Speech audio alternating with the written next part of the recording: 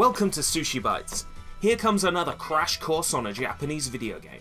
Tetris Monsters for iOS, released exclusively in Japan.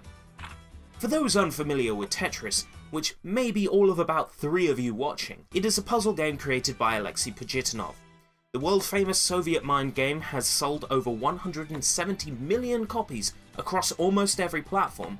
No matter what console, handheld or game-enabled mobile phone you own, there is at least one version of Tetris available. In Tetris, the goal is to create lines of blocks and clear those lines for points. The blocks come down as tetramino shapes. Each one is designed to resemble a letter of the alphabet, L, J, T, O, S, I, and Z. Each one slots in with others in a certain way, and playing the game improves various everyday skills such as problem solving and space management. You think I'd have been able to stack like this if I hadn't played Tetris? The Japanese love Tetris. If they could, they'd have married Tetris. Well, you can already marry your crush in Love Plus, so it probably won't be long before someone marries a tetramino. The success of Tetris just seems to grow and grow in Japan as time goes on. On the 16th of August this year, the latest free-to-play Tetris game, Tetris Monsters, topped 3 million downloads. Taking cues from other mobile games such as Puzzle and Dragons or Block and Monster, Tetris Monsters is a puzzle game with RPG elements. It uses stamina and experience systems to limit play and engineer addictive gameplay, a format discovered by Farmville and abused by everyone. What makes Tetris Monsters so interesting is the presentation. Well, the presentation and that one of my favourite Japanese bands, Puffy, helped to promote the game. Graphically striking and appealing to the eye, Tetris Monsters uses cel-shaded visuals and anime-influenced designs to create a look and feel I find delightful. The music is adorable and pleasant, and includes a nice rendition of Kalinka, which is one of my favourite Russian tunes.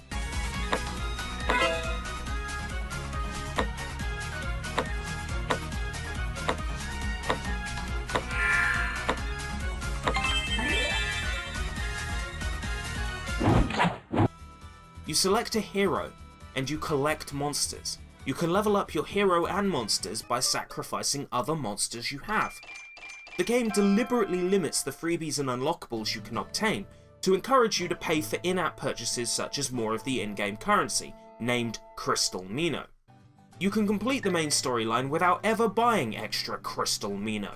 It isn't easy, but it is doable. One really interesting thing is how Tetris Monsters plays. There is a stack system for placing tetraminos. You can enable classic Tetris controls, but they are hideous on a touch device. This is where the stack system comes in. The game shows possible moves and you cycle through them, and then tap the move you want to make. It allows you to place tetraminos very quickly. As you destroy lines, that energy is turned into attacks from your team. If your team defeats all the enemies, then you win. If they don't, you can buy an in-game revive with your Crystal Mino, or accept defeat. As you place tetraminos, you charge up your character's special moves. These can include direct attacks, healing moves, and convenient helps such as block removal if you fudge up a line and need to correct it. Defeating enemies is satisfying and the main draw to play this game.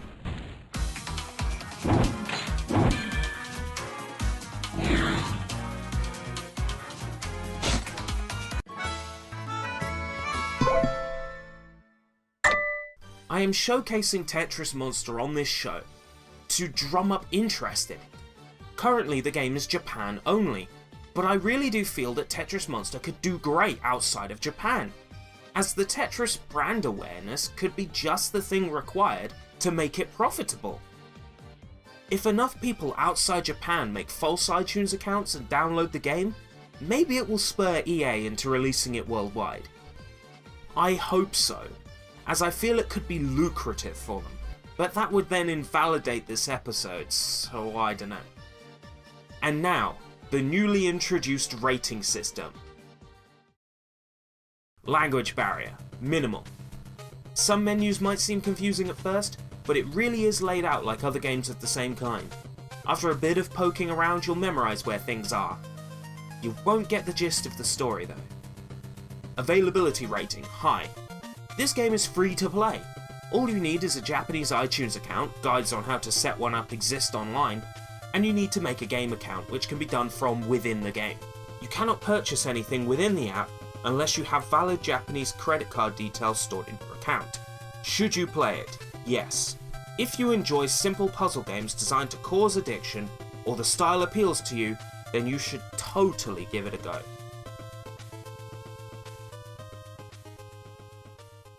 This has been Sushi Bites. Thank you for watching. He is Mr. Physics Engine. Everything he does is based around physics because some asshat at Sega thought it was a good idea. Yeah, you've got to love something to be able to pull it apart after all, really. Yeah, absolutely, and that's what I've done to all of my previous girlfriends. I've pulled them apart. But